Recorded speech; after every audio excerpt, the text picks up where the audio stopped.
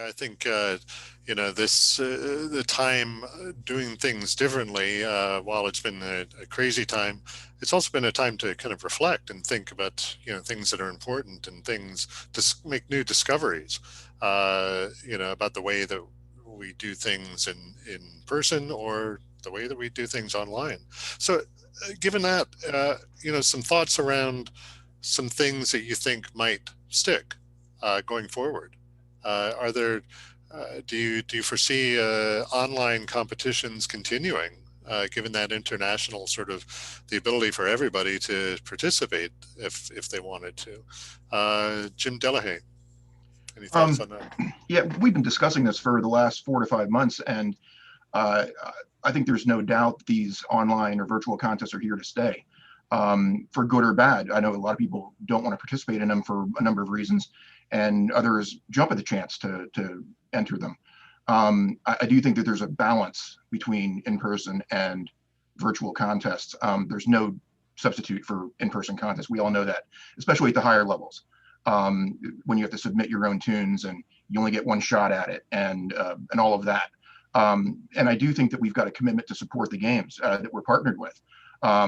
We have to support those games out there. Without our support, it wouldn't be the same, and vice versa. So I think that we need to have a good balance, and sort of have a plan to come out of this time frame, um, with some sort of balance between the two. I don't know if there's any other way we can do that. Yeah, I think the EUSPBA is one of few, maybe the only organizations that set actual standards around the running of an online competition, if I'm correct. Yes. So actually, you went in and created criteria for continuity. We did, and I think that's the only fair way to do it.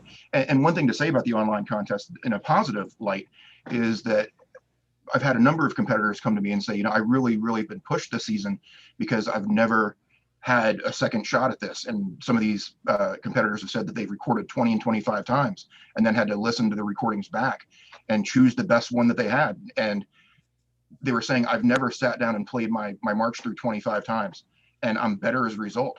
That's fantastic. That's a great byproduct for us, especially at the lower levels. And then they have to critique their own playing. When do you ever really sit back and do that? Very rarely, I think. So there are some very good positive byproducts of having these virtual contests. But again, there really isn't any substitute for being under the gun, so to speak, at an in-person contest. So Yeah, Graham Davidson, British Columbia Pipers Association. Any thoughts about things that might stick going forward, whether or not we go back to in-person competitions? I'm not sure if we'll be doing a lot of virtual game competitions, but I agree. I think they're here to stay. But I think the biggest asset has been the business side, because now people can, well, it's not that we couldn't do it before, it's just it's forced us to have these meetings like this. And at the end of the meeting, I can go upstairs and have a beer. I don't have to 45-minute drive home, or 45-minute drive to the board meeting, or whatever. And all our business side of things seem to be flowing so much easier with this type of thing. And what Jimmy D said earlier, um, um, the people who volunteered all their time, this past year, to get these things organized, and especially I guess the IT people in the association became definitely more handy. Not that saying that they weren't handy in the first place, but man, I couldn't have set it up. And guys like Robbie and Garth, on the IT for us, and of course Maura and Lynn are always bearing the load for the association and making sure everything gets done. Jim Sim, any thoughts about things going forward and learnings that you'll be adapting, in the future? Like Graham said, the technology certainly is a big aspect, and I think the online competitions will go on in some form. I don't think anywhere near what they are right now. But to me, it opened up a lot of eyes to the educational and instructional aspect of things. Whereas, you know, in the Midwest, we don't have a lot of large population centers. And there's a lot of players that live a couple of 100 miles from where their band is. This has opened up a whole new venue and a whole new avenue of either working with your pipe major, your leading drummer, or if you could take lessons from anybody in the world. And it's really opened up those venues, I think, for these people to get better and more often instruction. Mhm. Yeah, good point. I think, you know, all of these points about technology, it's kind of applying to the business world as well. You know, discovering that, yeah, we can do things more efficiently and use online methods and getting confident with those. I think, you know, a lot of that would be applied. But, you know, there have been a lot of grassroots sort of development of competitions and things and workshops and, uh, you know, some might say that they're taking a little bit of the role of the what the associations would normally do. Do you see any kind of erosion of the role of associations, the importance of an association? Are associations going to continue to be as important as they are, or as they have been going forward? Uh, Graham, any thoughts there? I think the associations are always going to be here to stay. You've got to have a central body always trying to move forward, always trying to improve, and hopefully the membership are willing to, you know, say something in my ear and to say, "Have you thought of this? Can we try this? You know, can we do this?" And you just sit back and think, "Oh, never thought of that before. And why not give it a try?" And at least try it. And if it works, great. If it doesn't, then we move forward and try something different. But I think you know, speaking for BCPA, I think the board's done a tremendous job this past year and in making sure everybody's been involved, communicating to all our solo players. They've the previous year they were reaching out to non-competing bands to try and help them develop a sound. You know, how do you make your bagpipe airtight type of thing? And the goal was to go to the interior BC this summer, but that sort of fell flat in its face. But as Jim Sims saying, these educational opportunities have really opened everybody's eyes to what we could do and can do.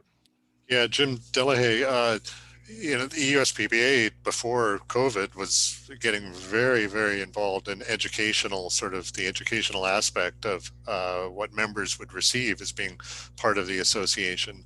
Has this kind of furthered your own educational sort of mandate?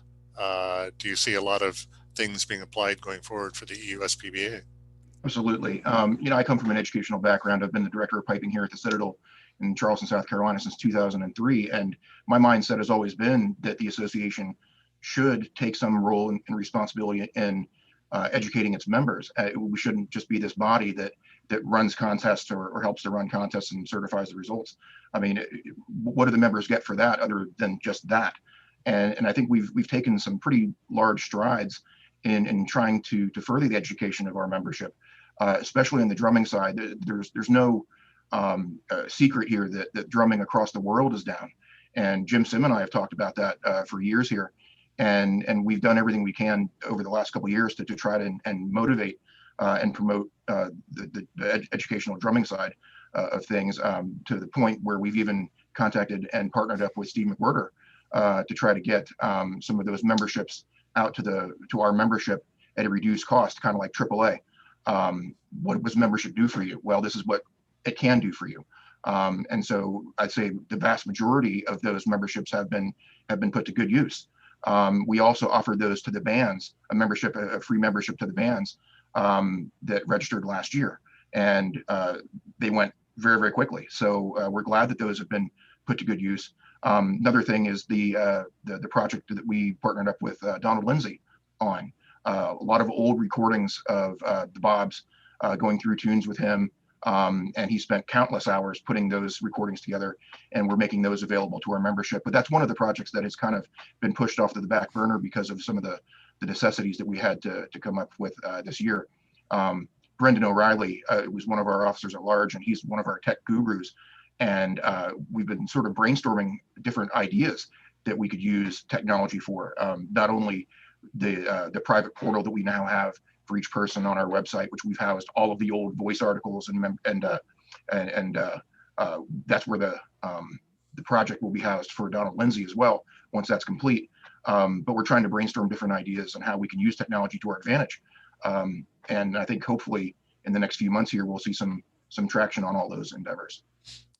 Yeah, that sounds really exciting that you've been able to continue push those forward and come up with some new things too.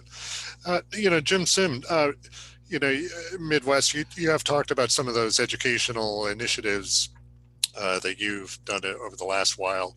Do you see the role of associations, Jim Sim, being way beyond just kind of this competition running machine that a Oh, lot no of doubt. some have been used to doing? I mean, the thing we're all here for is the music. Whether you're a band player, you're a solo player, you're an administrator like we are, it's about the music. That's why we're here. We're here for our membership. And any way we can enhance their experience with the music and their playing, I think is something we need to look at, whether that be instructional, educational, better places to perform, better music selections. I'm a big advocate. The talent, and I'm going worldwide now, but North America, Scotland, Ireland, everywhere. The talent in pipe bands and the musical instruments today are better than they've ever been before, in my opinion. And yet we roll off with 2-3 pace rolls, play a hornpipe, a strathspey, a reel, a slow air, and 2 jigs. Everybody, it's the same formula. Why can't you go into a concert formation and play some terrific music, expand the instrumentation, expand in and outs? I mean, it just, you could do so much more with this talent we have. And I just think that that's something as associations we need to look at. And that's one thing we tried to do with Chicago, but with the concert formation, these bands go to so many other associations that they just play their regular medley in the concert formation. And we're trying to encourage the bands to, our rules say you can pretty much do whatever you want. You don't have to roll off with 2-3 pace rolls, unlike Scotland. So get creative with it, really get creative with it. And I think that's something that we can enhance, the associations can enhance by putting that forward to the bands. Well, it kind of gets me thinking, there's been so much change, in the last year. And 2020 was really a year of change. It's gotten people maybe used to trying new things, to being ready to adapt. Do you think the piping and drumming world is really poised to, when we get back to kind of in-person stuff, are we ready to do some really different things? Do you think is the time going to be now for pipe bands to really stick their necks out, for associations to embrace change a little bit more? I would hope the associations would embrace change. Is 2021 going to be the year? I don't think so. I think it's going to be kind of just getting back to normal and getting back on the grass and playing again in 2021. But you're right about the innovation that's happened over the year. And I would hope that associations would understand the talent that we've got now and how we could make it so much more creative and interesting for the spectators to listen to. And boy, I certainly would encourage that. Let's put it that way. Graham, any thoughts on that from a British Columbia perspective, Pacific Northwest?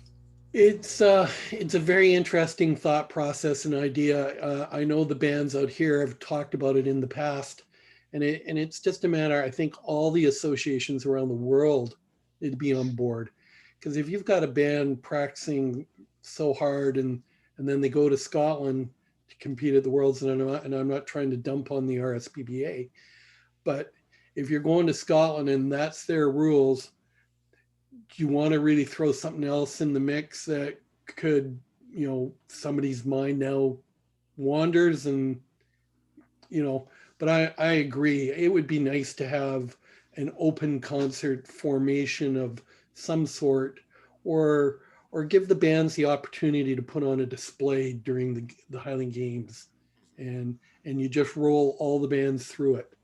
You give them a 10 to 15 minute spot over the half hour, do whatever you want, entertain us. I think it's a great idea. Yeah, want to make sure you get in here, Jim Dillahey. Your thoughts on change in the future. Well, I think that change happens very, very slowly in the pipe band world, as we all have seen.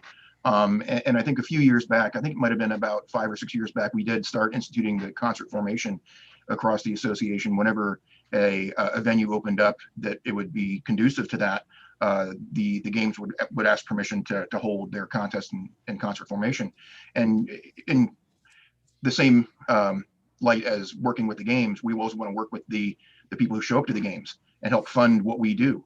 It's very, very difficult to say, well, we're going to go off and do our own thing, but you have to fund us. So we're trying to do whatever we can to partner with the games so that it's entertaining for everybody there, to pay the bills for them as well. So we've had a number of games come to us and ask if we can do the concert formation. And of course, we almost always say yes. But of course, how do you judge that? Where are the judges seated? How is the formation configured? Are the drums up front? Are they in the back? So, there are a lot of question marks that come along with that formation, but I think it is a very, very good thing to make sure that the public is enjoying what we do. And of course, if you're a musician of any type, you enjoy performing. And so I think there's definitely going to be some change here in the future. I just don't know when. Yeah. Could I just jump in for a second? At our annual gathering, we've been doing the concert formation for the bands on a huge sort of stage, and all the judges have been in sort of mid auditorium to judge the band contest. So it's actually nice to hear the whole sound of the whole band, instead of walking around the circle. But I guess it's just trying to find out, can we do this in an outdoor event? Do people want to do this in an outdoor event? And I think that becomes up to the Highland Games having their say. I'll jump in here too with another innovation. The DCI, the Drum and Bugle Corps, are kind of based here in the Midwest. They're headquartered in Indianapolis. And it's just, as an adjudicator, it seems so antiquated to sit and write down on a piece of paper what your comments are about a musical performance. And the DCI guys are miles ahead of us. In fact, it must have been 25 years ago here in the Midwest, we tried a thing where the judges would talk into a cassette recorder, and it just didn't work out technically. It was really a mess. But we're investigating, when we're partnering with DCI, to try and see if we can do something to bring adjudicating more into the 21st century, and make it more where, if you can say the phrasing here wasn't good wherever. Well, now you're writing it down, the phrasing in the fourth and fifth measure or the third part of the march, blah, blah, instead of just saying phrasing right there wasn't any good. Boom, and they hear it. And it just makes more sense to me. And that's one thing that we're in the process of partnering with to try and bring that into modern times.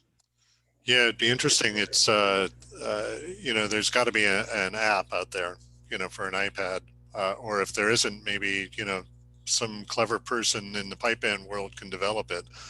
You would think. For pipe band judging, it would be a major stride forward. Just got to make sure that the iPad is waterproof. Guys, really appreciate the time. You guys, your associations have been sort of agents of change, for the past year, and a lot to look forward to and coming up in the future. It'll be a really interesting time, and really appreciate the time that you took to share some of your ideas and your thoughts with us today. So thanks very much. Thank you, Andrew.